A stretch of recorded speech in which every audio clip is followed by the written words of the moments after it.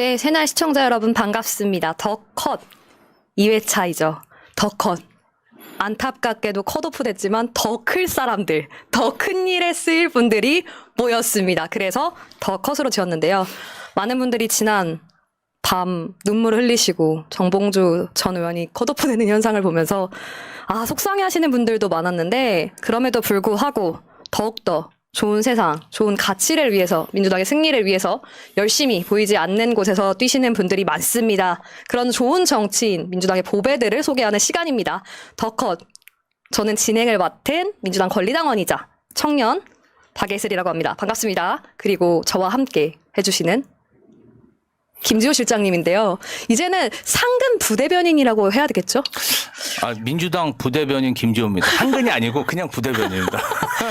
이게 상근과 부대변인 차이가 있나요? 상근은 책상과 그다음에 뭔가 좀 기자들과 이렇게 식사를 할 수 있는 카드가 나오고요. 그냥 부대변인은 아무것도 없습니다.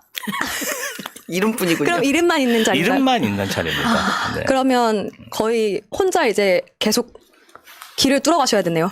그런데 이제 제가 좀 요새 뭔가 낙천천사, 선당후사의 아이콘 뭐 이렇게 되면서 뭔가 방송에서 많이 불러주고, 제가 이제 검찰 독재 정치 탄압 대책위 부위원장으로도 활동하고 있어요. 그래서 뭐 그전보다 훨씬 더 바쁘게 살고 있습니다. 네, 우리 김지호 부대변인님 함께 해주시고 계시고요. 오늘은 두 분 모셨습니다. 한 분은 이종걸 전 의원님, 인사 한번 부탁드리겠습니다. 예, 시청자 여러분 안녕하셨어요. 보고 싶고 또 만나고 싶었던 저 이종걸일 것입니다. 그렇죠? 근데 제가 더 보고 싶었습니다, 시청자 여러분. 예, 재밌게 가깝게 우리 오늘 많은 얘기 했으면 좋겠습니다. 우리 그리고 옆에는 많은 분들이 안타까워하셨던 컷오프 소식이었죠. 이걸 보고 어떤 분들이 이런 이야기 하시더라고요. 진짜 열받아서 탈당한다 막 이러는데, 여러분 탈당하시면 안 됩니다. 다음 선거도 있습니다. 여러분이 바꿔가셔야 합니다. 임세윤 소장님 인사 한번 부탁드리겠습니다. 네, 안녕하세요. 관악의 종달새, 그 다음에 컷오프 종달새, 관종 컷종 임세인입니다. 관악의 종달새 컷종. 컷오프 너무 깜짝 놀랐어요. 컷오프 종달새. 관종 컷종. 종달새라 그래갖고 나 지금 현타 맞았어. 지금. 왜요? 아니 너무 이 사람이 준비가 된 거야. 너 아픔이 너무 크겠어요. 저는 사실 종달새는 뭔가요? 제가 이종걸 그래서 종달이었는데. 아니, 저 진짜 동네 돌아다니면 이게 제가 맨날 방송에서 관악의 종달새, 관종 임세인입니다 이렇게 얘기하니까 지나가는 사람 버스에서 관종 이게 인사를 하시더라고요. 이거 좋은 것 같아요. 놀랍습니다.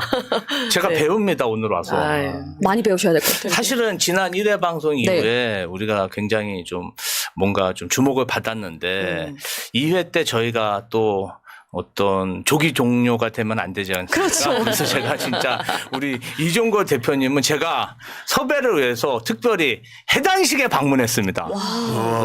저도 깜짝 놀랐어요. 초대도 안 했는데 네. 가서 가만히 앉아있다가 섭외를 위해서 달리신 거죠. 그런 건 아니고 사실은 2017년 때 네. 저희 캠프에 굉장히 늦게 오셨어요. 대선 캠프 때. 그때 이제 굉장히 인상이 깊었는데 어쨌든 조직적으로는 계속 그 밑에 보좌진들이나 선배님들하고 안양 지역에 교류를 하고 있었거든요.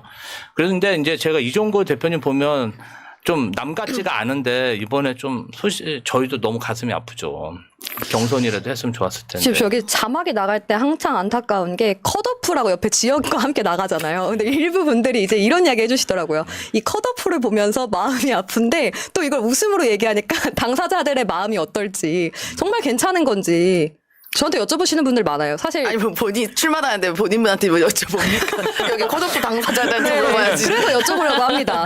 출마의 당사자이신 우리 이종걸 전 의원님, 사실 네. 오래 준비하셨잖아요. 그리고 열심히 달리신 걸로 알고 있는데, 딱 컷오프 소식 들으셨을 때 솔직한 심경 어떠셨나요? 그때 정말 우리 2016년이었던가요? 이재명 대통령 후보, 문재인 대통령 후보에게 이제 넘겨드리고 우리 그 여의도에서 해단식 할 때 생각이 나더라고요. 그때는 저도 꽤 주목받는 그 일꾼이었는데, 그래서 조금 제가 알아서 좀 늦게 가가지고 막 소리도 지르고 들어갔죠. 근데 보니까 생각지도 않았던 우리 침울한 해단식에 우리 김지호 실장이 오셨더라고요. 그래서 내가 순간 저 말을 시켜 말어 근데 우리 이재명 대표와의 관계상 또 뉴스에 나오면 안 될 것 같아서 그래서 네. 제가 아주 각오를 하고 지키지 않았는데요. 오늘 보니까 잘못하다 진짜 여기저기 불려다니다가 또 부대변인도 못할 것 같아가지고 그때 시킬 거 잘못했다는 생각이. 아니 근데 거기서 현장에서 해단식 할 때 말할 분위기는 아니었어. 진짜 그게 딱 그 지지분들이 내가 이제 캠프 많이 다녀봐서 아는데 뭔가 좀 독립운동을 하셨잖아요. 그러니까 독립운동가 후손이시잖아요. 그러니까 그렇죠. 굉장히 보수적이야. 딱 이 뭔가 좀 뭐라 그럴까 이 하시는 말씀들이 그냥 일반 지지자가 아니라 거의 뭐랄까 보수적이라고 그래야 되나 그런 뭐 신념 이런 게 있으신 분이라 제가 뭐 어디 가서 말도 못 하겠더라고. 잘못 말하면 혼날 것 같아가지고 조용히 나왔습니다. 근데 종로라는 데가 정말 너무 특이하고 저로서는 아주 큰 경험이었는데요. 제가 이제 전 지역에서 다닐 때 성당 같은 데 이렇게 보면요. 비층에서 선거할 때 이렇게 보면 야, 저긴 나 찍을 사람 하나도 없네. 그 지역에 그걸 느끼시나요? 그 지역에 그 여론조사해 보면 네. 우리 민주당이 정말 커가야 되는데 70대쯤 되면 거의 9대 1이에요. 근데 오시는 분들이 거의 이렇게 밑에서 보면 거의 70대시거든요. 젊은 들이 요새 네. 교회 안 오잖아요. 야, 근데 종로는 이게 아니에요. 완전히 연세가 더 들을수록 민주당이야. 특이하네. 독립운동하는 독립정신이 있어가지고 독립정신의 그 연배만큼 더 센 민주당이에요. 약간 그런 분위기. 해설하실 운동하는 때 분위기다 진짜 보니까 분위기가 장난 아니었을 것 이종거 같아요. 대표님 컷오프 시킨 게 완전 대역죄인인 거야. 민주당에서 있을 수가 없다. 그래가지고 참 그랬습니다. 우리 그래서 임세현 제가 뛰어다닐 네. 일이 많아요. 그래서 빨리 뛰어다녀가지고 이분 저분이 제가 한 3분의 1 정도한테는 우리 곽상원 이래 줘야 됩니다. 왜냐하면 연세 많으신 분들 우리 고모님 같은 분들이 훨씬 더 우리 민주당스럽고 그분들의 실망감도 또 어떻게 달리 볼 수 있을 것 같아서 걱정입니다. 네. 그래서 저희 임세훈 소장님의 네. 이제 속풀이. 네. 이제는 말할 수 있다. 이제는 좀 속 시원하게 이야기하겠다. 정제를 말 해서 많죠. 채널 구독자 네. 여러분 좀 어떤 그 감안을 해주세요. 네. 아니 뭐 제가 참 재밌었던 게 목요일 날 저녁에 새날 출연을 하고 그리고 이제 금요일 아침에 컷오프 소식을 들었어요. 이제 금요일 날에 사실 제가 이벤트를 많이 해놨었거든요. 지역에다가 저희 그때 이제 우리 사무실에서 공개 방송을 하려고 정해놨었어요. 그 당시 이제 안진걸 소장, 그다음에 그 박시동 평론가, 그다음에 이광수 대표님 이렇게 해서 저희가 4명이서 관악 경제 토크 그래서 많이 그 주민분들 오셔서 공개 방송도 보고 그 기획하고 있었는데 아침에 갑자기 느닷없이 정태호 의원님이 단수됐다는 얘기를 갑자기 우리 캠프분이 하시는 거예요. 이제 귀를 의심했죠. 아니 경선이 있는데 왜 경선을 안 하고 어떻게 단수야? 이렇게 물어봤는데 그냥 뭐 이유는 알 수 없죠. 근데 사실 저는 지역에 좀 일찍 가서 좀 준비를 했었어요. 8월 말, 8월 중순쯤 가서 사무실 계약해놓고 활동을 좀 오랫동안 했기 때문에 그 충격이 조금 더 컸고 처음에는 사람들이 저를 잘 몰랐었는데 이제 활동을 계속 하다 보니까 이제 인지도도 높아가고 사실 그 목요일날 새날 방송에서도 아마 나왔었을 텐데 어디 여론조사에 조사한 게 네. 동률이 나거든요 거의 현역 의원님이랑 그래서 이거는 이제 해볼만 하다. 그동안 이제 뭐 인지도 없었는데 차곡차곡 열심히 하니까 이제 올라가서 이제 해볼만 하다. 저게 막 의욕이 막 뿜뿜뿜뿜뿜 했는데 컷오프. 그래서 한간에 이런 얘기도 하더라고요. 제가 목요일날 새날에서 이렇게 김건희 씨 흉내를 좀 냈거든요. 성대모사를. 그것 때문에 잘렸다. 그런 얘기도 하더라고요. 너가 새날에서 김건희 흉내 내가지고 여기 위에서 윗선에서 위에 계신 분이 화나가지고 민주당 압박해서 자른 거 아니냐라는 농담도 있었습니다. 저 이제 이런 부분이 궁금한 것 같아요. 종로랑 관악을 실제로 만나시는 유권자분들 분위기가 있잖아요. 종로에 출마하시게 된 계기 있으신가요? 딱 종로로 정하신 거. 원래 보니까 안양만에서 오선 네. 의원을 하셨었어요. 예, 언젠가는 제가 종로에 한번 가보고 싶다라는 생각은 했어요. 뭐 우리 여의도에서 이렇게 하다 보면 종로를 많이 지나다니게 되잖아요. 광화문에서 차 먹고 그러면 거기가 다 종로입니다. 그리고 저쪽 동대문 흥인시장까지 가도 그게 종로거든요. 꽤 넓어요. 그리고 저 인왕산 뭐 이런 데 산에도 가는데 거기도 종로. 예, 우리들이 곧 다니는 곳들이 알게 모르게 종로에게 많거든요. 그러니까 우리가 세금도 안 내고 종로 시설을 많이 이용했거든요. 그러니까 한번 빚 좀 갚아줘야 되겠다라는 생각을 항상 했는데, 근데 그때 제가 몇 번 할 때 사실 저도 선거를, 좀 우여곡절도 많았던 것 같아요. 5번 하는 동안에 제가 기호가 1번, 2번, 3번, 4번도 있었던가? 4번은 없었구나. 그러나 4번 비슷한 적도 있었고. 그러니까, 꽤 이렇게 보면, 여러 가지 난관과 고통을,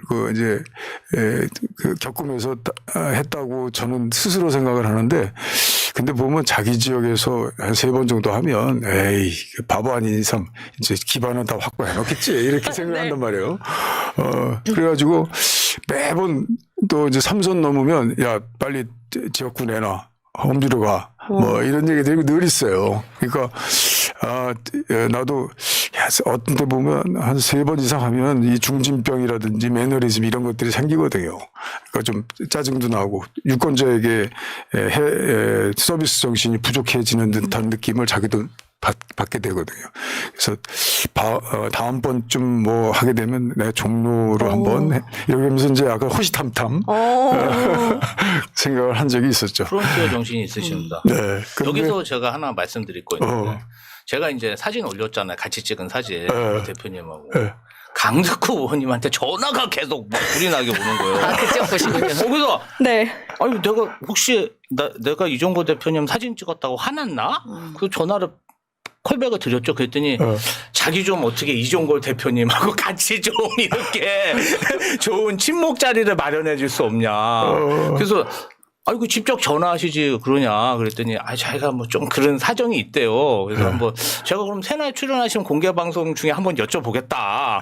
그렇게 한번 말씀드린 적은 있어요. 이렇게 대놓고 불편한 이거는 대놓고 거절할 수 물어봐야지 없는 뭐 건데요. 어떻게. 그래서 싫다고 하시면 큰일 날 것 같은데요. 아유, 모시고 올 걸 잘못했네. 제가 여러 번 드리겠습니다. 알겠습니다. 예, 예. 우리 이제 그때는 이제 차로는 안 됩니다. 막걸리로 해야 돼요. 예, 알겠습니다. 예. 네. 굉장히 이미- 강덕구 의원님이 네. 조금 이렇게 190 하시더라고요. 잊을 못하시네. 네, 제가 지역구 출마하게 된 계기요. 너무 그거 물어보시려고 궁금했어요. 그러셨죠. 관악 딱을 정하신 이유가 아, 있을까요? 저는 거기서 83년부터 살았어요. 거기서 유치원 나오고 초등학교, 중학교, 고등학교 다 나오고 대학은 서울대를 못 갔지만 그 네. 동네에서 이제 학교 다녔고 뭐 계속 아이도 키웠고 그냥 내가 사는 곳, 살았던 곳, 살아갈 곳. 그렇기 때문에 뭐 사실 뭐 어디 선택을 다른 데를 해본 생각이 없었어요. 양질에서 출마한 거 아닙니까? 아니 그 동네 사람이라니까요. 이게 양질에서 출마한 그거 좀 있는 것 같은데. 제가 강남 살아서 강남에서 컸으면 강남에서 출마를 했겠죠. 네, 그냥 되게 단순한 이유였어요. 그냥 내가 살고 있고 앞으로 살아갈 곳이니 당연히 여기서 해야지. 라고 했죠. 근데 마침 그 관악이라는 데가 어떻게 민주당에도 우호적인 곳이기도 하고. 우호적인 정도가 아니라 네. 탄약고죠. 탄약. 아, 그래도 저희 2번이나 화약고. 뺏겼습니다. 그렇죠. 네, 국민의힘에 2번 뺏겼습니다. 이제. 우호적인 곳이라 거기 계속 사시는 것 같아요. 일부러 노리고 사는 건가요? 관악의 종달새. 관악의 이게 종달새. 이게 그냥 너 깜짝 놀랐죠. 관악의 종달새. 분당에 난 뭘로 하지? 근데 제가 일단 분당의 지어드릴게요. 잘 집니다 이름을. 예. 그래서 관종. 너무 좋은 이름 것 같아요. 관악의 종달새. 근데 관종. 실제로 이제 예비 후보 되시고 네. 출마 딱 도전하시면 캠프가 꾸려지잖아요. 그렇죠.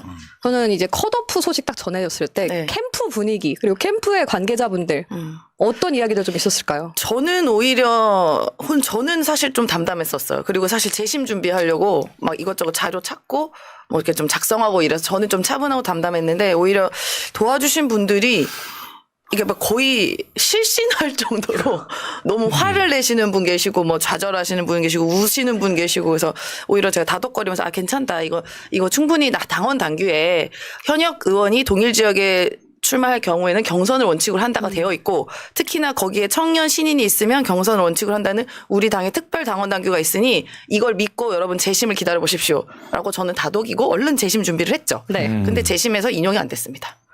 저는 좀 그 네. 당 사정을 아니까 어떤 이제 임세은 청와대 부대변인 같은 경우는 사실 여성이잖아요. 그다음에 그렇죠. 윤석열 정권하고 굉장히 투쟁도 제일 앞장서서 했고 그다음에 양평 그 고속도로 문제 관련해서 제가 하여튼 국회 소통관에서 일주일에 2번은 본 것 같아요. 그 1년 동안 정말 열심히 하셨거든요. 근데 저는 좀 재심에 인용되지 않을까 이렇게 많은 분이 그렇게 생각했는데 뭐 기각이 돼서 굉장히 좀 의외였다. 예, 그런 생각이 들었습니다. 예. 네. 나 지금 이렇게 얘기가 갑자기 숙연해지는데 정말 속상하셨을 것 같아요. 이 재심조차 받아들여지지 않는 상황들을 보면서 당내 개혁이 많이 이루어져야 될 것 같아요. 더 투명하게. 그러니까 당 개혁이 100% 된 게 아니고 이제 60-70% 됐다 이번에. 그러니까 나머지 30-40%는 이제 앞으로 전당대 그다음 다음 총선, 지방선거, 대선까지 우리가 열심히 해야죠. 그렇죠. 당원들이 좀 투명하고 아니 사실 임세은 소장 같은 인재 이런 분들이 한번 경선도 못 해본다는 거는 참 아쉬운 일입니다.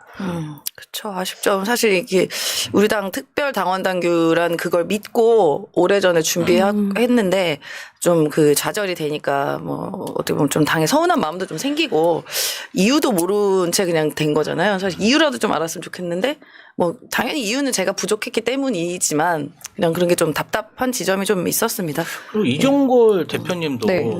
물론 이제 뭐 자체 조사에서 지지율 차이가 있다 얘기는 하지만 어쨌든 그 본인의 지역구를 떠나서 새로운 곳에 도전하신 거잖아요. 그러면 사실 프론티어 정신이 있다고 봐요. 종로라는 거 의미도 있고. 그러면 경선했으면 굉장히 흥행이 많이 됐을 건데 좀 아쉬운 생각이 듭니다. 예. 아쉬운 부분들이 좀 있는 것 같아요. 이번 특히나 지금 댓글에서도 계속 올라오고 있는데 우리 정봉주 전 의원의 갑자기 결정이 번복된 것에 대해서 당원분들이 너무 화가 많이 나셨어요. 그래서 이런 부분들을 민주당에서 조금 더 투명하게 공개해주고 당원과 지지자를 설득하는 과정들이 앞으로도 필요하겠구나. 보완해 나가야겠구나 이런 생각을 합니다. 네, 이제 이건 분명히 본선을 또 남겨놓고 있는 거 아니에요? 그렇기 때문에 선출권을 가지고 있는 유권자들 당원들이 일단 결정해 놓은 상태라면 특별한 사정이 없는 그걸 좀 따라주는 듯한 그렇게 해야지 나중에 본선에 있어서도 훨씬 더 좋은 그 지지를 끌어낼 수 있죠. 그러니까 그런 점에서는 좀 아쉬운 점도 있는데 저도 이제 몇 번 이렇게 보면서 이번에 그 이재명 대표의 그 혁신, 그다음에 새로움에 대한 도전, 뭐 이런 것들이 좀 뭐 언론들이 좀 왜곡시키고 막 엉망으로 보도한 그거에 대해서는 마음이 상당히 아픈데요.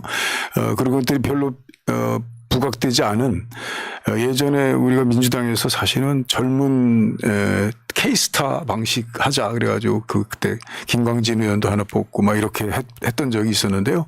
정말 없었어요. 그때는 하려고 그래도 청년들이 없어요. 자원이 없었어요. 그런데 이번에는 보니까 뭐 많이 달라졌어요. 근데 그거는 추진하는 민주당의 어떤 그 진정성, 실체 이런 것들을 그 첫 번째 우리 당 처음 시작할 때는 청년들이 믿어주지 않았는데 근데 지금은 이제 믿는 거죠. 그래서 난 좀 이제 그런 것들이 조금 부족하다 하더라도 이제 아마 이번 4년간의 새로운 시기는 어마어마하게 바뀔 것 같습니다. 청년들의 그 힘과 뜻이 저는 민주당의 그 아주 중심이 될 수 있겠다 이렇게 생각을 해요. 그래서 저희 컷오프 되신 분들끼리 연대해야 됩니다. 그렇죠. 연대해야 다음에 합니다. 또 컷오프 되면 안 되지 않겠습니까? 아유, 그렇기 때문에 끔찍합니다. 계속 우리는 한번 선당후사 했으니 다음에는 당이 우리를 챙겨줘야 된다. 이 논리로 계속 뭉쳐 다녀야 됩니다. 뭉치면 살고 흩어지면 컷오프 당합니다. 맞습니다. 그래서 절대 ht어지지 말고 우리 항상 뭉쳐 다녔으면 예, 좋겠습니다. 저희 뭐 컷오프 단톡방을 제가 하나 만들겠습니다. 그땐 저 같은 올드도 껴주셔야 돼요. 근데 제가 약간 컷오프라고 하는 이 말이 참 마음이 아픈데 그럼에도 불구하고 선당후사의 정신으로 민주당의 승리를 위해서 달리는 마음들이 정말 정치인과 당원과 지지자들이 원하는 정치가 아닌가라는 생각을 많이 하게 됩니다.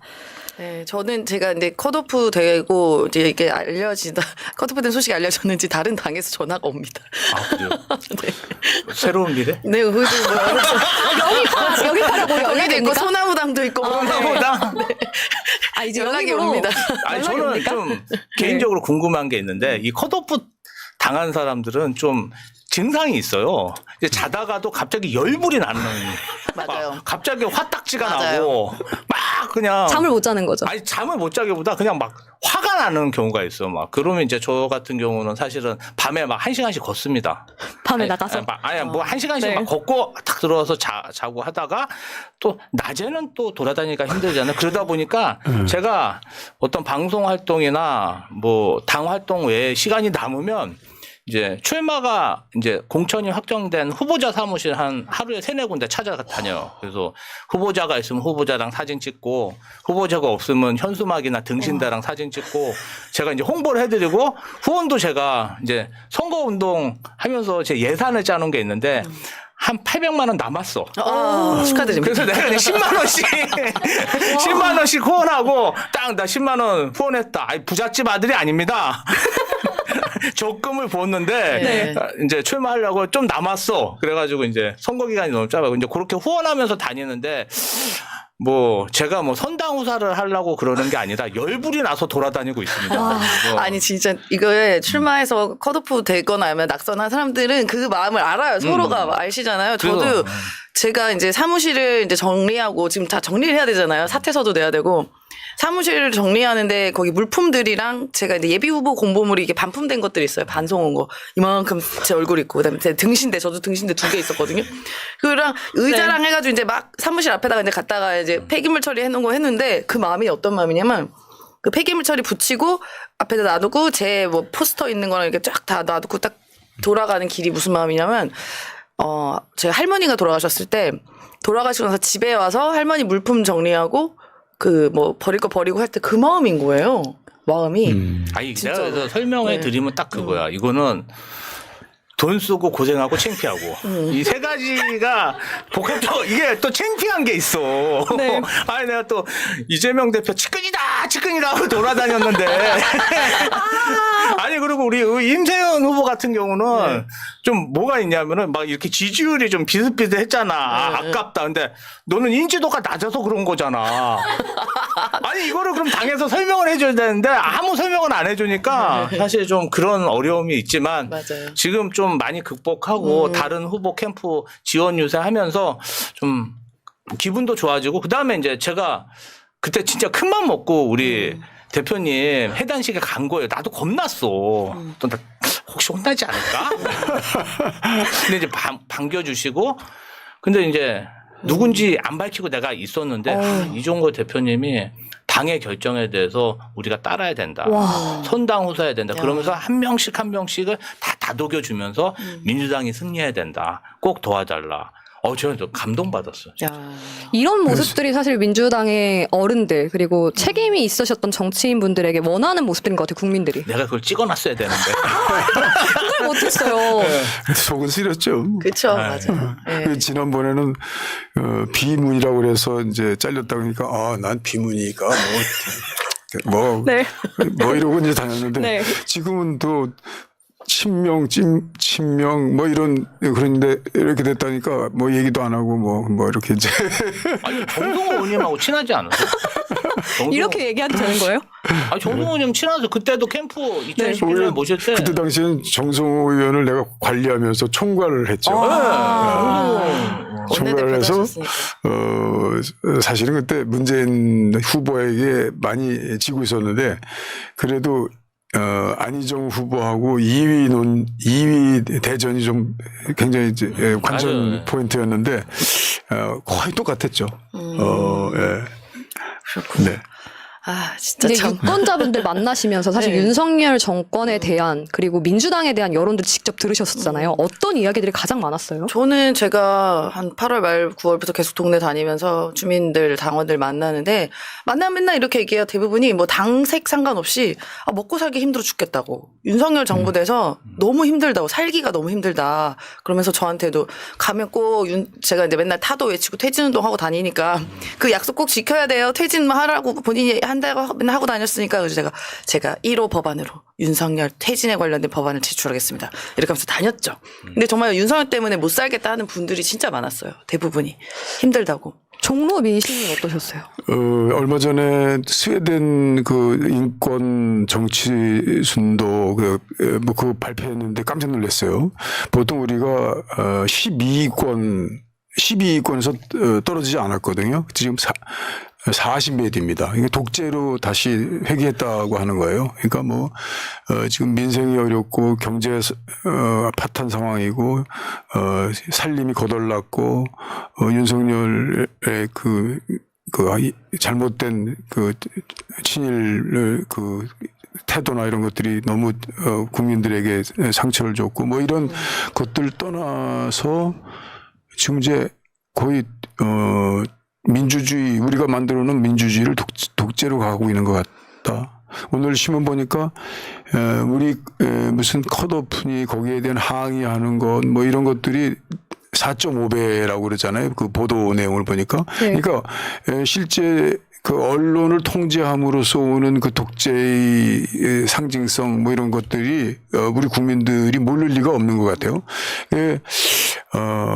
거의 지금 보면 당내 민주주의, 민주당 위기다. 이재명 대표가 함으로써 우리는 이제 예전에 찬란하게 만들어놨던 민주당의 전통 당내 민주주의를 많이 훼손시켰다라고 하는 듯한 느낌이 혹시 있을지 모른다. 그렇게 생각하시죠. 근데 종로는 좀 보니까 제가 좀 어떤 분이 이제 딱 오셨는데 그분이 이제 쓰레기 줍는다고 그러셔가지고 제가 큰 실수할 뻔했어요. 근데 그분이 대만에서 법학 박사를 받은 네. 분이래요.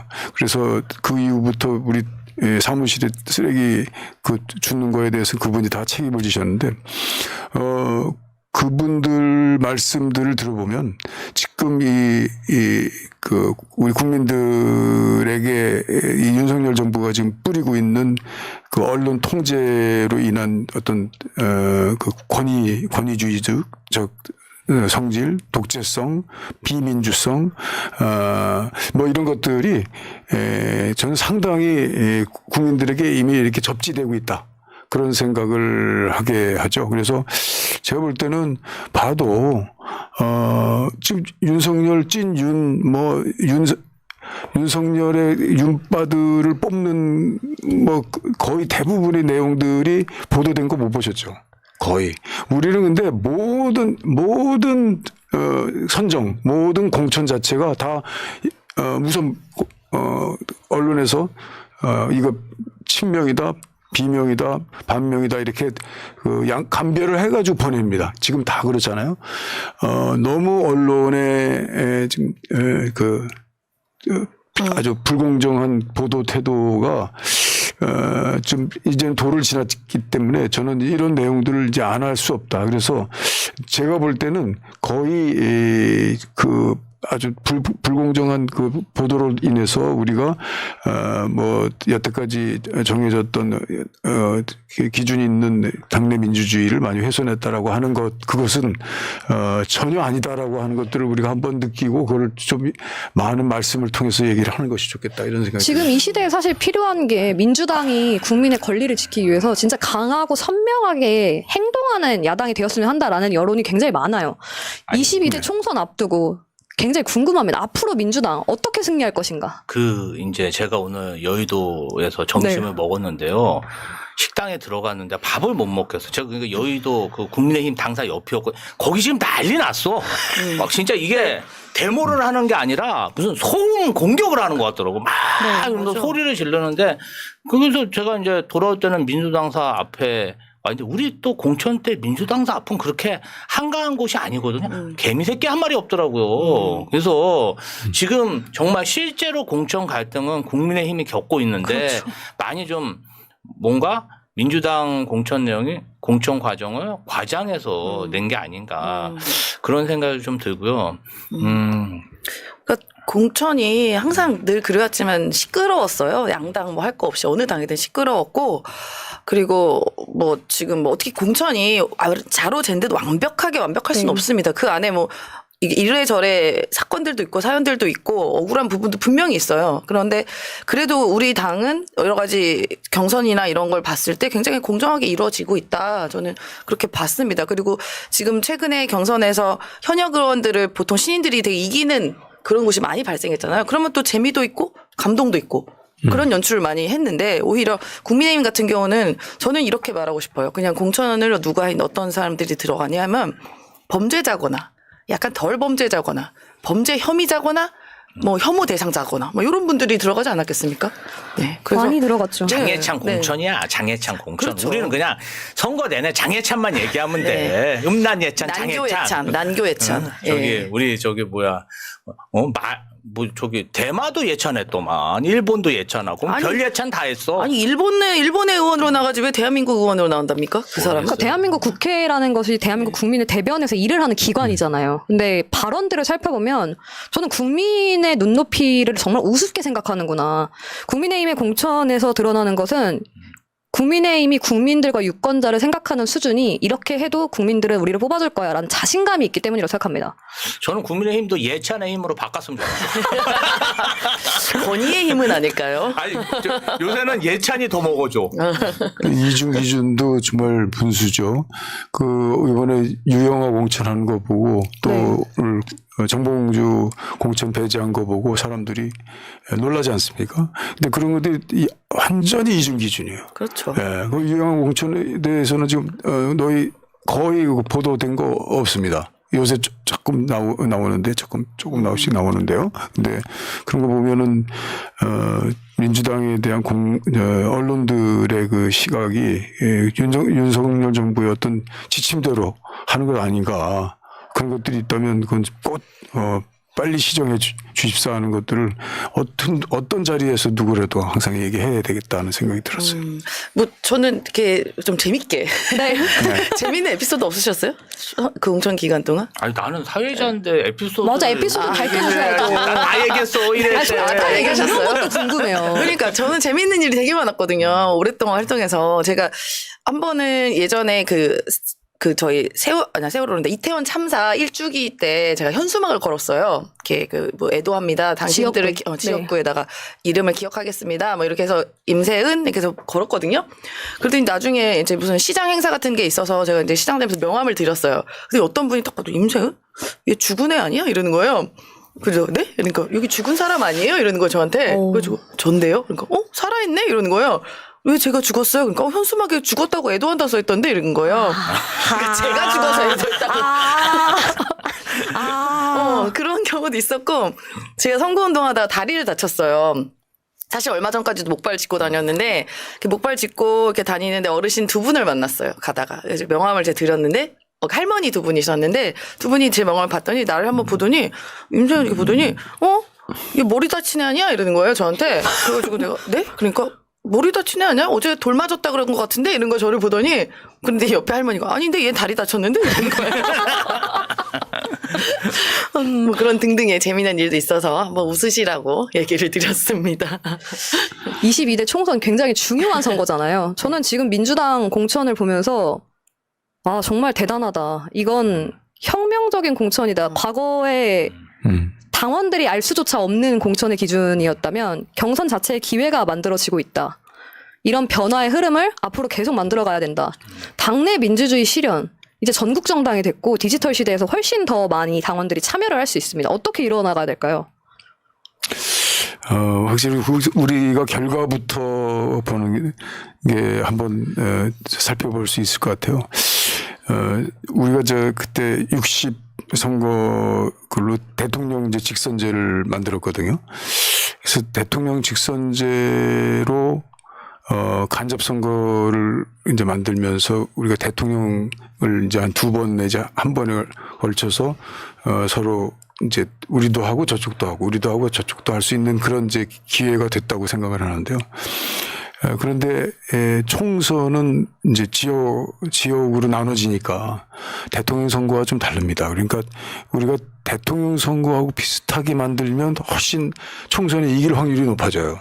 근데 지역 선거로 떨어지면 그러면 이제 보통 한 5번 하면 2번 이기기도 힘들어요. 그 정도로 여태까지 확률이 있었는데 근데 제가 볼 때 어느새 달라졌어요.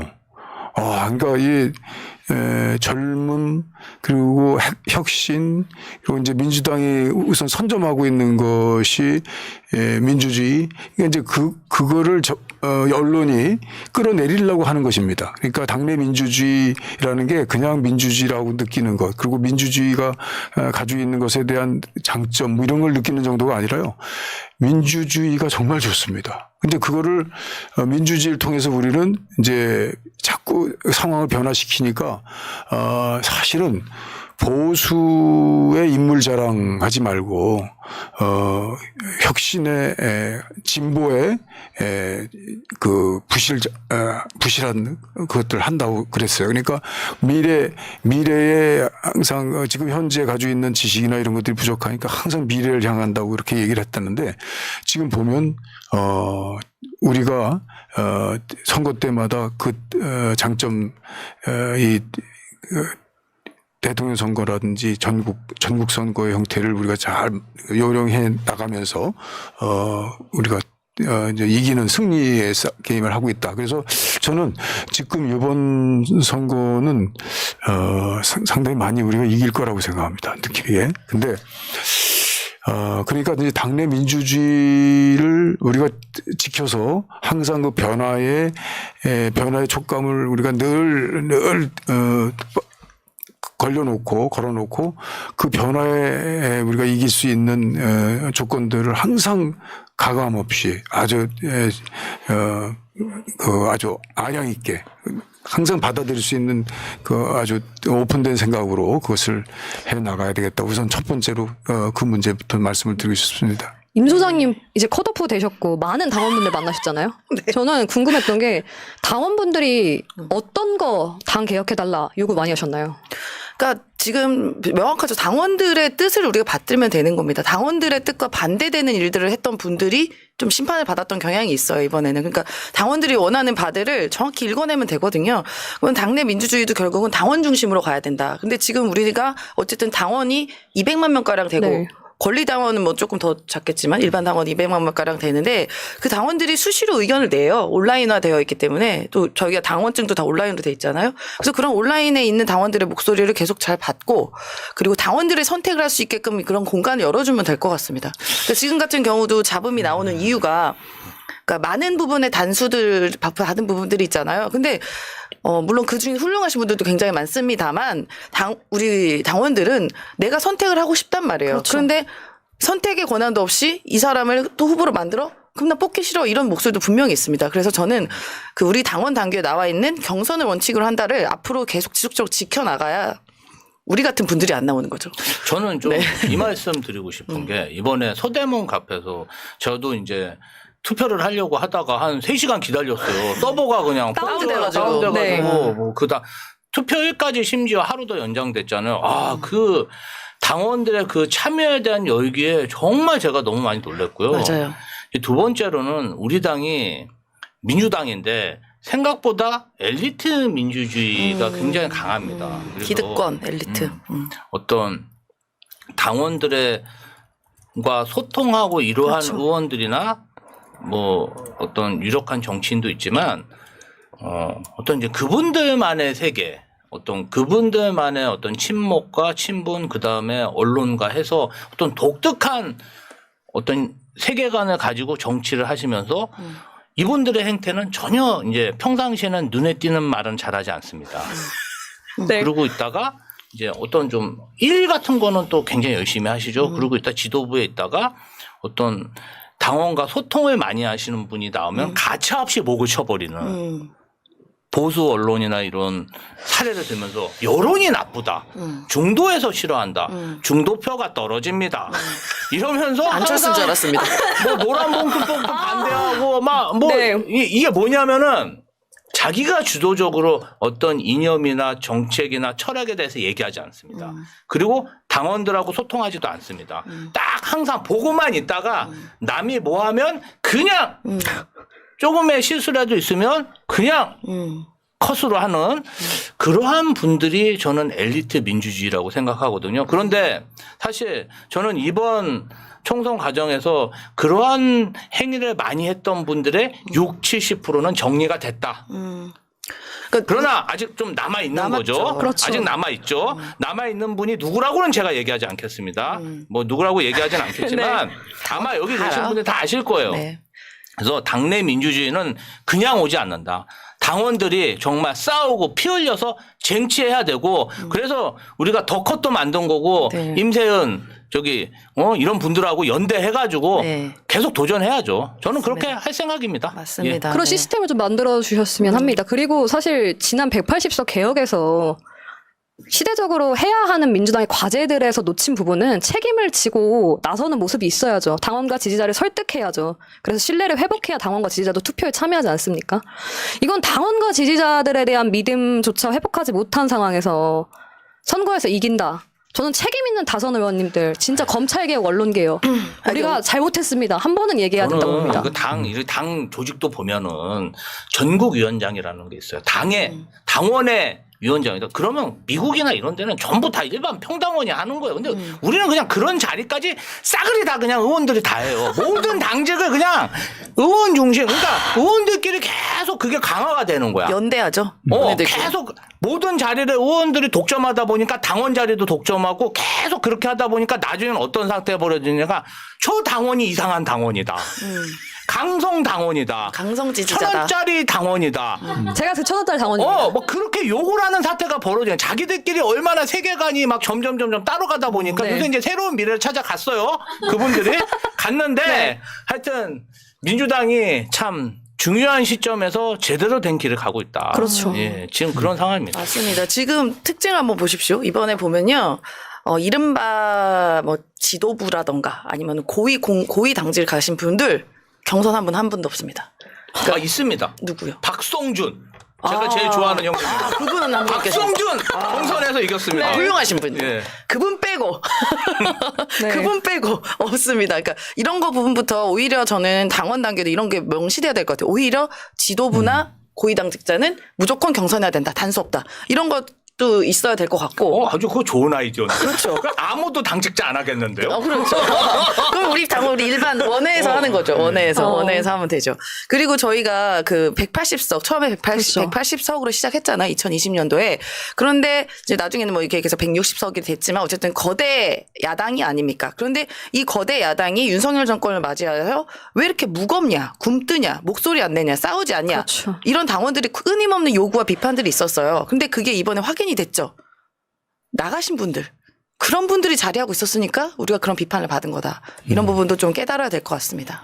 네. 네, 결과적으로 볼 때 그걸 탈당하면서 뒤도 돌아보지 않는 그런 그 아주 고위 당직자 중심의 여러분들 그분들에 대해서는 그 비슷한 성향의 그 분명히 문제를 제기할 건 해야 될 것 같은데요.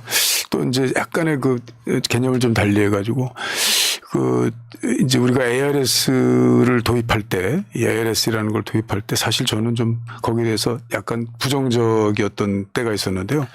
그때 그 정도면 어느 정도였냐면요. 토요일, 일요일 날, 그 전당대회를 하거나 이렇게 하는 것도 엄청난 어려움을 겪었어요. 그러니까, 노인 중심의 당이었다라고 그때 할 수 있어요. 그러니까 노인 중심의 당이라고 그러니까 이제 이런 스마트라든지 IT라든지 기타 그 젊은 빠른 소통형의 당 의사결정 구조를 자꾸 꺼리게 되는 거거든요. 그리고 그것이 이제 당직자들이나 오래 당원 생활한 사람이나 또 다선의 사람들이 한 카르텔을 형성해 가지고 당의 어떻게 보면 개혁을 막았거든요. 근데 지금은 이제 그런 것이 많이 없어지지 않았습니까? 그리고 이제 그런 개념은 거의 없는데, 달라진 건 뭐냐면, 그 연세 많으신 분들 또 이제는 카톡도 다 하시고, 이 핸드폰을 다 만들 수 있습니다. 그러니까 그분들이 반대하지 않거든요. 그리고 또 그분들이 우리가 할 수 있는 의사소통 구조에 거의 뭐 젊은 사람보다 빠르지 못합니다. 그러니까 한 90% 정도는 따라 들어올 수 있기 때문에 그 연세 많은 분들에 대한 당의 여러 그 노력, 이것들은 다 우리의 젊은 지지자, 젊은 당원들에게 하는 것보다 훨씬 더 비용이 많이 든다 하더라도 해야 된다. 그래서 여론조사상에 보면은 이제 본선이 이제 앞으로 며칠 있다부터 시작될 텐데, 그때 보면은 우리는 젊은 사람, 우리는 젊은 당원, 젊은 지지자들 중심으로 한다라고 하는 것이 어쩔 수밖에 없거든요. 그런데 이제는 저소득 고령층 연대할 수 있는 그 많은 분들의 그 우리 지지 확보 책도 꼭 반드시 해야 되겠다, 그런 생각이 드네요. 많은 것을 개선해 나가야 되는 것 같아요. 이게 변화의 흐름과 시작인 것 같아요. 말 그대로 민주당에 추구했던 민주주의를 지키기 위해서 수없이 쌓았던 피와 땀, 눈물들이 모였기 때문에 지금의 시대를 만들었고, 그런 감사함을 가지고 또 더 나은 세상을 만들기 위해서 당원분들과 지지자분들이 적극 목소리 내고 있는데, 이게 잘 반영되지 않는다. 이게 왜 이렇게 될 수밖에 없는 구조로 갈 수밖에 없는가? 아니 근데 지금 많이 반영됐죠. 이번에 많이 나왔죠. 이번에 와하고 뭐 진짜 혁신적이었어요. 뭐 서버 터지고, 터졌죠. 그다음에 안산도 뭐 지금 다 바뀌는 분위기고, 지금 엄청난 개혁이 일어나고 있죠. 이제 우리 개혁의 피해자들이죠. 그렇죠. 희생양들. 명이 있는데 우리가 암인데, 이제 우리도 뭐 언제까지 피해를 볼 수는 없죠. 우리도 우리 권리를 찾아야지. 선당우사 한 번 했으면 됐지 뭐 계속 선당우사 맨날 하면. 나만 선당우사야 왜?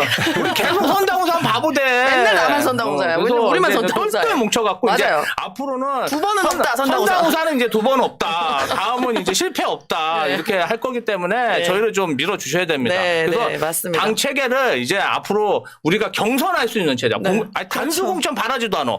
경선할 수 있는 체제로 맞아요. 저는 임세훈 소장과 함께 싸울 겁니다. 싸웁시다. 싸웁시다. 제가 이제 일단 경선 의무화를 위해서 싸웁시다. 싸웁시다. 제가 지금까지는 윤석열을 위해서 싸웠고, 앞으로도 이제 윤석열 정권과 싸울 건데, 윤석열 정권 끝장나고 나면 이제 당에서 싸울 겁니다. 관악 종달새가 선당우사. 있는 한 저는 아무것도 무섭지 않습니다. 관악 종달새 앞장 세우고 가는 거죠. 제가 요새는 별명 하나 더 지었어요. 뭐 지었나? 별명을 스스로 잘 지어. 예. 관종에서 이제 아까 컷종 했잖아요. 이제는 또 컷오프된 투사에서 컷투. 컷투 임세현입니다. 커트로 두 분이 함께 다니신 것도 컷은 나쁘지 않을 나는 것 좀 같아요. 그래. 컷은 싫어. 네, 요새 키형만 봐도 그냥 요새 막 불끈불끈 솟아오른다. 키형만 봐도. 아, 그 이제 참. 오면서 오늘 그 송현 클럽 아십니까? 송현 파크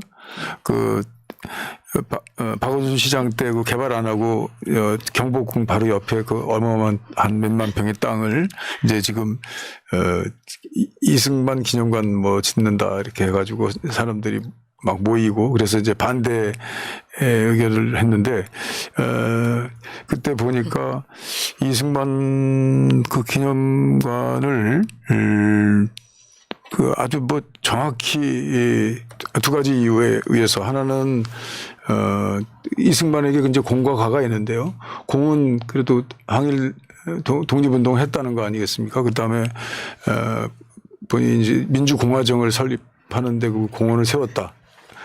근데 우리 보면 헌법에서 다 이미 기록되어 있는 것처럼 그 뭐죠? 4.19에 의해서 사실상 탄핵이 되면서 본인이 민주공화정 된 것까지 다 부인됐고, 그 다음에 임시정부 만든 것도, 살아생전에 거기서 탄핵됐고, 연속 탄핵 이관왕을 통해서 이승만 기념관은 이제 사실은,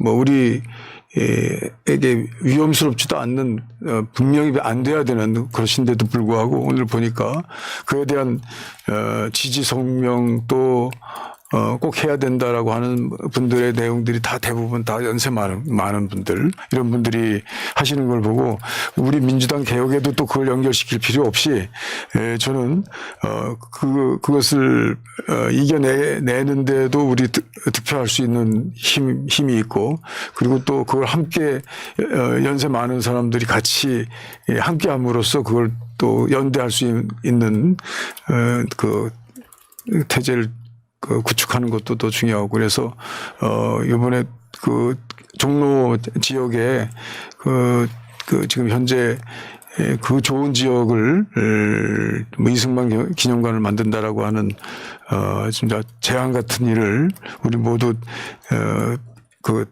해결하면서 민주당 지지 그리고 이번에 본선 게임에서도 반드시 이길 수 있는 그걸 만들어 나가는데 같이 우리 함께 컷반대하면서 동시에 같이 했으면 좋겠다는 아니 이제 재미있는 게 제가 뭐 의원이 굉장히 좋아하고 존경하는 분인데 약간 막 우리가 붕붕붕 떴다가 숙연해졌다 붕붕붕 떴다가 숙연해졌다 제가 감히 이제 말씀을 끊기가 어려운 것 같아요. 그래서 말씀을 끊었어야지. 다시 당신은 MZ잖아. 제가 이제 MZ 의원님, 그거 하라고 여기 의원님, 모셨는데 MZ 역할을 의원이 해야지. 깁니다. 좀 짧게 해주세요. 이런 거 하셔야죠. 사실 MC가. 두 분이 좀 해주실 줄 알았어요. 우리는 못하지. 우리는 MZ가 아니잖아. 그러라고 MZ 사회자 했는데 MZ 역할을 하세요. 잘하세요. 우리는 아니, 지금 우리는 지금 공천 탈락자 또 막 얘기할 수 없잖아요. 또 이런 분위기가 있잖아. 너무 MZ가 어른들을 무시하는 모습이 또 보여질까봐 제가 항상 조심스럽습니다. 더욱더 예의 바르게 행동하려고 하고. 여기 사회자 이쁘다 그래. 이쁘면 다 용서되니까 이제 그런 거 자르세요 이제. 사실 진짜 궁금한 건 좀 22대 재밌게 갑시다, 총선 우리. 이제 진짜 이후에 민주당에게 필요한 것 그리고 시대 정신과 과제 무엇이라고 생각하세요? 뭐 그 주제도 또 저는 왜 이제 이렇게 시대 정신은 당선되신 분이 하시고 저는 당내 민주주의에 정말 임세은과 김지호가 경선에 갈 수 있는 당내 민주주의 확보를 위해서 처절하게 앞으로 진짜 싸울 겁니다. 뭐 그거는 일단 당선되신 세비 받으시고 보좌진 있으신 분들이 하시고 네. 우리는 아직 그 필드에 못 올라갔기 때문에 정말 제가 진짜 그 열부를 진짜 참고 그래. 힘 모아갖고 맞아. 경선 될 때까지 우리 당이 김지호 임세은은 경선까지 간다. 간다. 예. 간다. 그걸 그래. 위해서 싸울 겁니다. 맞아. 우리 무슨 돈이 있어, 힘이 있어, 보좌진이 있어, 그냥 몸뚱아리 하나밖에 없잖아요. 근데 방심만 당하고 그동안도 맨날 앞에서 퇴진 운동한 건 또 나고 앞에서 또 맨날 고발하는 건 나고 또 고발당한 건 또 나고. 근데 배지는 또 딴 분들이 가져가. 뭐야? 경선은 시켜줘야 될 거 그래. 아니야. 맞습니다. 하지만 전 선당 우사입니다. 네. 그래도 선당무사. 그래도 선당 우사입니다. 마음이 아픈 건 우리 사실 은근 꽁하다고.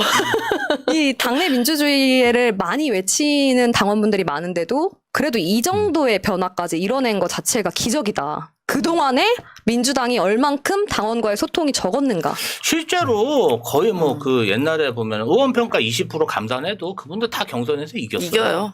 다 이겼는데 네. 지금 이제 완전 바뀐 거죠.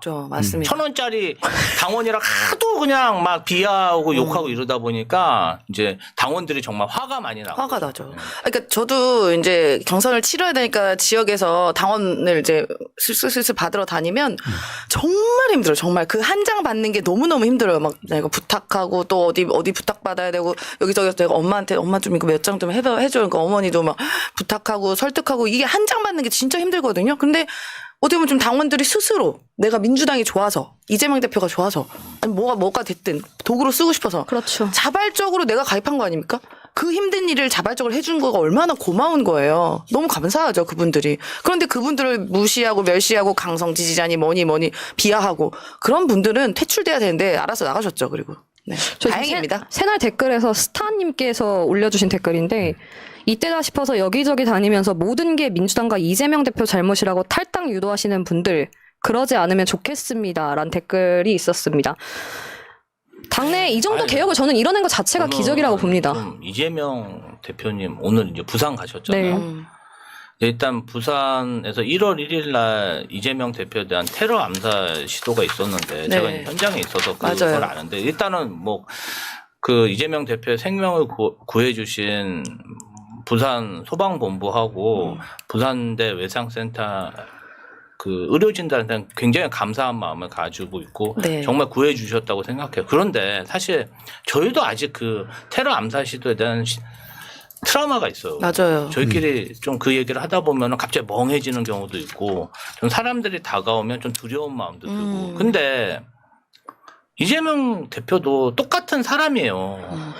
실제로 자신을 목표로 해서 굉장히 그 잘 개조된 흉기를 가지고 정말 오랜 기간 훈련 해가지고 목숨을 노린 거잖아요. 그 가족하고 본인은 얼마나 두렵겠어요. 그렇죠. 그런데 지금 그 총선 승리의 대의를 생각하면서 정말 대중들에게 그냥 막 다가가고 있거든요. 저는 그냥 그 모습 보면 가슴이 아파요. 좀 짠하고 정말 이재명 대표는 자신의 생명을 걸고 지금 막 이걸 선거운동을 하는 거예요. 그런데 막 지금 공천 과정에서 조금 어떤 마음에 안 든다고 막 대표를 비난하고 그 마음도 이해를 하죠. 저도 억울해요. 그런데 저분을 생각하면 나는 그렇게 생명의 위협은 받은 건 아니잖아요. 그렇지. 그러니까 조금 그런 부분은 우리 말로 좀 접고 간다는 말이 있잖아요. 네. 그러니까 좀 양해해 주시면 좋겠어요. 저는 진짜 네. 책임지고 본인이 선거에서 각 지역 다니면서 정말 열심히 당을 위해서 당대표로서의 직무를 수행하고 있는데 그 외에 진짜 당에 오래 계셨던 중진 의원님들 얼굴을 사실 모르는 분들도 많아요. 이번 공천 과정을 통해서 이런 의원님의 이름도 있었구나를 확인되시는 의원님들도 많습니다. 정말 당의 승리를 위해서 이런 분들이 선당우사 하셔야 되는 게 아닌가. 맞아요.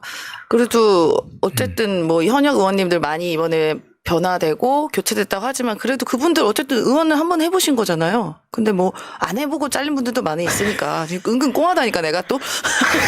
마음속에 담아두고 계신 것 네, 같아요. 약간. 이게 지워지지가 않습니다. 이제 정말 그러니까 출마해보셔서 알지만 제가 아까 말씀드렸잖아요. 할머니 돌아가셨을 때 물품 정리한 느낌이랑 똑같았다고. 근데 지금 그게 아직 안 끝났어요. 그러니까 회계 정리도 해야 되고 사무실 폐쇄도 해야 되고 사퇴 신고서도 내야 되고 후원회 계좌 정리해야 되고 진짜 일이 산더미 같이 많아요. 끝나고 나면. 그래서 사실 이렇게 선당우사 해야지 마음 차분하게 있고 여러 가지 도움 주려고 했다가 회계 정리 같은 거 막 시작하면은 그때부터 막 또 다시 현타가 오고 뭐 하다가 폐쇄 신고 쓸 때 또 현타 오고 후원회 정리에 또 현타 오고 이게 반복되니까 이게 나중에는 혼자 있는 시간이 있으면 안 되겠더라고요. 저는 혼자 있을 때 이게 막 생각이 막 나니까 네. 너무 괴롭고 외로운 거예요. 네, 이제 아시죠? 사회자님 이제 마무리를 좀 해주실 것 같아요. 한 풀이 하라면 한 풀이. 좀 이제 좀 이렇게 해서 시간 배분을 하셔야 돼. 한 풀이 하라며. MZ. 제가 사실 중간중간 끊고 싶은데 아직은 이제 좀 익숙해지고 있는 중이라 이제 가끔 보면 방송하다가 이제 그만 말씀하세요라고 제가 종달새에 조심스럽게 빠졌지. 관악 종달새 그만 말해. 해야 할 일들이 너무 많고 당내 개혁을 위해서 두 분 그리고 또 우리 이종걸 의원님 민주당 내에서 오래 활동하셨던 어른으로서 당원들에게 투명하고 공정한 시스템을 위해서 더욱 목소리를 높여주시고 활동을 해주셔야 될 것 같아요. 책임감을 좀 가지셔야 될 것 같아요. 어떻게 생각하시나요? 시대성 또 그 민주주의성 뭐 이런 것들이 이제 당내 민주주의의 가장 중요한 내용인데 사실 실질적으로 그것이 선거 때 아주 급히 발현됩니다. 그래가지고 그 선거 중에서도 가장 중요한 게 공천 과정 아니겠어요? 그러니까 공천 과정이 투명하고 또 많은 사람들의 만족감, 완성도가 높이 이루어지는 것이 이제 높은 당내 민주주의의 수준을 우리가 이제 갖게 된 거죠. 그러니까 지금 제가 볼 때 또 한 번 말씀드리지만 비교적인 상대적 박탈감 같은 것들이 생기는 거죠. 저쪽은 아닌 건 그런 것 같은데 우리는 그냥 뭐 뉴스마다 다 우리가 사고 터진 것 같은데 따지고 보면 우리보다도 훨씬 저쪽에 사고가 많은데 그 보도되지 않고 있는 것뿐이란 말이죠. 그러니까 제가 볼 때는 여러 번 겪어본 사람으로서 지금까지의 그 우리 공천 과정이나 이런 것들은 아주 수준 높은 민주주의의 우리 당내 그 집중성 이런 것들을 발휘되고 있다. 몇몇 약간의 예외 같은 것도 있지만 그 겪어본 분들에 대한 억과 심정 이런 것들을 좀 가리고 우리가 기록된 내용들을 가지고 이제 지나가면 우리 본선 때 왕창 우리 힘을 발휘하고 네. 모여서 같이 한번 하는 걸로 하죠. 네, 자, 우리 이렇게 임세현 소장님 한마디 부탁드리겠습니다. 네, 아마 이제 거의 공천이 마무리되고 정리가 되고 있는데요. 원래 이렇게 개혁은 피가 날 수밖에 없습니다. 어딘가는 아프고 어딘가는 상처가 날 수밖에 없는데 그게 개혁의 과정이고 혁신의 과정이라고 생각합니다. 아마 또 정봉주 의원 건 때문에 많은 당원분들이 실망하시고 또 많이 힘들어하시는 것 같은데요. 오늘 아침에 정봉주 의원이랑 통화를 했어요. 네, 전화가 오셨더라고요. 저한테 같은 처지. 전화가 오셔서 이제 네. 왜냐면 그 과정에서 제가 조금 도움드린 일도 약간 있어가지고 전화가 오셔서 뭐 일단 도와줘서 그때 고마웠다 이야기하시면서 본인도 마음 잘 정리하고 있고 앞으로도 잘 열심히 손잡고 열심히 하자라고 오히려 저를 다독이시고 격려를 해주시더라고요. 그래서 굉장히 감사했고 그런 속상한 면이 있으시겠지만 우리 당원분들 뭐 탈당하거나 그런 거 하지 마시고요. 더 많이 정봉주 의원도 응원해 주시고 저희 컷오프된 저희 3명 김지호 실장님 그다음에 이종걸 의원님 많이 또 응원해 주시는 것이 또 민주당이 더 힘차게 나아갈 길이라고 생각합니다. 네, 총선 승리를 위해서 여러분 힘내십시오. 화이팅. 화이팅! 파이팅! 우리 김지호 실장님 앞으로 시간 가고 다 됐는데. 네, 마무리 인사 한번 마무리 부탁드리겠습니다. 하시고 저는 이제 더 좀 방송 활동도 더 열심히 하려고 그러고 지원 캠프 방문도 더 많이 하려고 해요. 저희가 생각하는 선거운동의 가성비 좋은 방법은 일단 소액이라도 그 지역구 후보들한테 후원을 해주시면 좋고요. 네. 두 번째로는 그 캠프에 찾아가서 어떤 응원을 해주시면 좋고요. 거리에서 보는 후보나 후보 가족들한테 악수를 청하든지 격려를 해준다든지 민주당 화이팅, 무슨 후보 화이팅 이렇게 얘기를 해주시면 굉장히 선거운동에 도움이 됩니다. 맞아요. 이 세 가지 꼭 기억해 주시고요.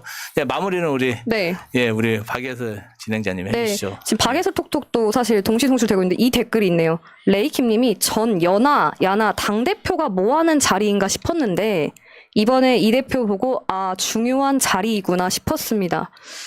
변화는 결국 행동하는 당원들 그리고 유권자들 그리고 국민들이 만들어간다고 생각합니다. 오늘이 3.15 을거일인데 이승만 정권의 부정부패를 끝냈던 것도 우리 대한민국 국민들입니다. 저는 민주당의 이런 흐름과 변화에 비록 상처와 안타까움, 속상함은 있지만 계속해서 나아가고 오히려 더 많은 분들이 권리를 행사해 주시고 앞으로 가야 한다라는 말씀으로 다음 주에 돌아오도록 하겠습니다. 한마디만 하면 안 될까요? 네. 여러분 아픈 마음 달랠 수 있게 임세현 식당 TV 구독 부탁드립니다.